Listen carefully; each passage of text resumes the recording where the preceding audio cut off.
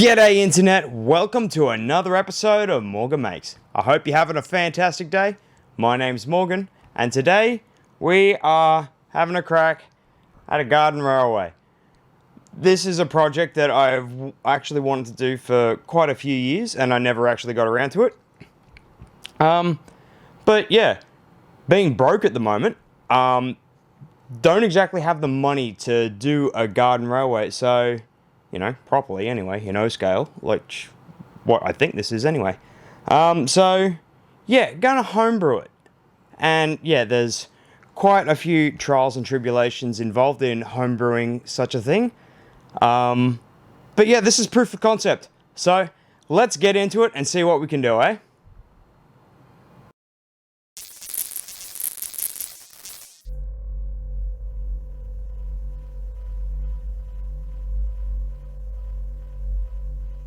Now, it may come as no surprise to some of you that I like trains. I've had a HO train set in some capacity since I was about 4 years old, and at heart, I'm a Hornby fanboy for anyone who cares. I've always wanted to do a larger scale garden railway, but I've never really had the money to do it properly. Well, I thought to myself, why not make one? Australia has a long history of cobbling together trains and railways from various scraps and sundry. We are channeling some of the greatest pioneers my homeland has to offer. You may notice that I already have a working demo of the locomotive. I'm sorry I didn't film any of its development, but I wasn't even exactly sure what I was going with at the start there. I'm documenting all of this for you now, and I'm hoping it'll give me the push I need to continue its development. So let's have a look at what we have so far. For the rails, I'm using this 12 by 0.7mm galvanized mild steel fixing strap from Bunnings. It takes and holds shape really well, and so far it has worked pretty good for my bench tests. To hold the gal strap rails in place, I have 3D printed some rail ties. No gluing's required. Once the rail has been appropriately straightened, it just slots into the little grooves at the top. But these are just for test purposes at this point. They're going to have to be redesigned, and I'll get to why in just a minute. My little demo locomotive is likewise 3D printed. I used some conductive copper tape to cover over the wheels to allow for power transmission through the moving axle. A little hobbyist 12-volt motor drives a crude worm gear that I made, and it took me forever to make it. I really wish I knew how gears work better. I've also given a fair bit of thought as to how the track sections should be joined together, and honestly, it still needs some work. My bench test connections where I used solder were definitely the most sturdy, but it was a lot of effort and resources. The simplest connection I've found so far was a small piece of copper tape seated in the groove of a long rail tie. It also gave me a good spot to attach a lead so I wouldn't need my alligator clips to power the rail. So that's the proposed track and the locomotive prototype, but what about the location? This little garden across the path from my house is ideal, but I'm not up to the landscaping stage just yet. We should build a test loop to see if we can get constant motion out of it. For that, we're going to need to make a trip up the Bunnings. I thought it was about $3.80 per packet, so I grabbed 4 packs, but then when I got to the checkout, they were $2 each, so I left with 8 packs. I like to see a real garden rail be produced so cheaply. The $16 that I spent here will allow me to produce roughly 12 meters of track. So anyway, the little courtyard under my big jacaranda tree in my backyard will work for our test loop. Now comes the rather long process of straightening the rail and assembling the track. So I suppose now is a good time for a story. A local legend that has been all but forgotten by the community, his legacy still serves to this day. James Moore was born in England in 1827. He built up his engineering skills working the South Eastern and Great Northern Railways, where he became a qualified chartered engineer. He moved to Australia sometime in the early 1850s, and here his legend really begins. Soon after, he was appointed as the chief engineer of the Melbourne and Hobsons Bay Railway Company in 1854, and is credited with building the Southern Hemisphere's first steam-powered locomotive. It's actually one of my favourite stories from Australian history, but I'll leave that tale for a later date. For us locals of the Windsor area of Sydney, his later career is of greater interest. The rail line out to Richmond was constructed under the stewardship of James Moore and was opened in 1864. He came into the project midway through its planning, though the exact date is a little unclear. The original plan for the rail link between the stations of Mulgrave and Windsor was to use a horse-drawn wagon that crossed the marshland at a low elevation. The colonial government at the time thought that this was the most cost-effective solution, though it limited services to only passengers and light mail. James Moore saw this as a tragic waste of manpower and resources. So what did he do? He designed a bridge, a long-ass viaduct for the rail line to cross the marshlands. He also designed its slightly shorter sister line via viaduct on the other side of Windsor Station out to Clarendon and Richmond. He had to fight the penny-pinching government at the time, but he eventually won out. Do it once and do it right. It was so well built that it is still used to this day, seeing passenger service every 15 minutes or so.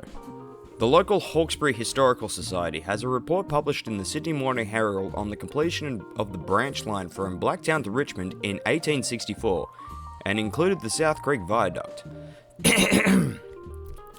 The viaduct across South Creek at Mr. Cunning's is a very substantial structure. It is 12 chains in length and has an opening over the main creek 90 feet in the clear, spanned by a laminated arch. After crossing South Creek, the line passes close by the extensive farm buildings and boiling down establishment of Mr. R. Fitzgerald, and enters the town of Windsor immediately at the back of the old government poorhouse, the station being on the property of the late Mr. Cope, facing the main street of Windsor and adjoining the Presbyterian burial ground. So incredibly substantial was the structure, it survived the great 1867 flood a few years later, the highest on record, and the 1961 flood, the second highest on record. We see lots of flooding events out here, so we only take notes of the really big ones. The Hawkesbury Independent Valley area has some of the worst flooding potential in Australia. The SCS describes it as a bathtub, with 5 rivers in and only 1 out. It's a testament to the engineering of the structure that still works for purpose over 150 years later and having survived all of that. Meanwhile, I've been having some difficulties of my own, engineering and otherwise. I think I've finally reached the age where my body no longer appreciates being bent over like that for 90 minutes at a time.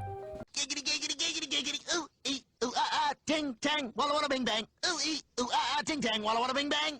Anyway, while I was working away, I did notice some of the PLA melting in the sun. Well, that's not ideal. We need to do something about that, but later. I'll fix it in the next revision. I do have ideas. The curves came out a little wonky, but I'm hoping I can make it work. I need to make some tools to make this part easier. Again, this is for the next revision as well. I decided to wait for a cooler part of the day to film this bit, so I went back to the workbench inside to get some of the joiner rail ties ready. Using the copper tape from before, I just wedge a little bit in the upright groove, and I use a small scrap of the rail to push it all the way down. I use my soldering iron, I attach some twisted pair wire I salvaged from a scrap piece of Cat 5 cable. This will allow my 12-volt transformer to connect to the rails without the alligator clips getting in the way of the locomotive. Having multiple points of connection will also ensure that I have good conductivity throughout the rail line. I just need to ensure that the rails are not shorted out in any way. So now that there's nothing more to do than to put all the bits together and test it out. I swept the floor because the flowers were giving me a lot of grief and got to work. So once the track was laid, it was time to wire it up and test it out. Okay, so things kind of fell apart on me here. While the bench test worked fine and I did get a good amount of motion out of the locomotive on the loop, the rails weren't aligned to the point where it would make a full loop without derailing. I will need to design some tools or something to solve this. It's given me plenty of ideas as to where to focus on, and the next video will probably be ironing out all the kinks in the track production. Literally an easier way to iron out the kinks. Although I have high confidence that I'll be able to get this to work. Eventually. So yeah, that's the proof of concept out of the way, and yeah, there's going to need to be design iterations on absolutely every single component. There's going to need to be new tires, new track, new locomotive, but the proof of concept does work, so I think there is something here. So this is going to be a multi-part series that I'm going to be running here, so stick around, like and subscribe. Hopefully by the time this video comes out, we'll be over 150 subscribers, which is absolutely fantastic. I mean, can you even imagine that over 150 people actually want to watch me talk about homebrew model trains? So, if you have enjoyed yourself here today, like and subscribe. It would mean the absolute world to me. Drop a comment. I'd love to hear your thoughts and opinions on it. If you tell me I suck, yeah, I'll take it, you know. It's probably a valid opinion at this stage. Anyway, guys, my name's Ben Morgan. This has been Morgan Makes. I hope you have a fantastic day. Take it easy, guys, and I'll see you next time. Cheers.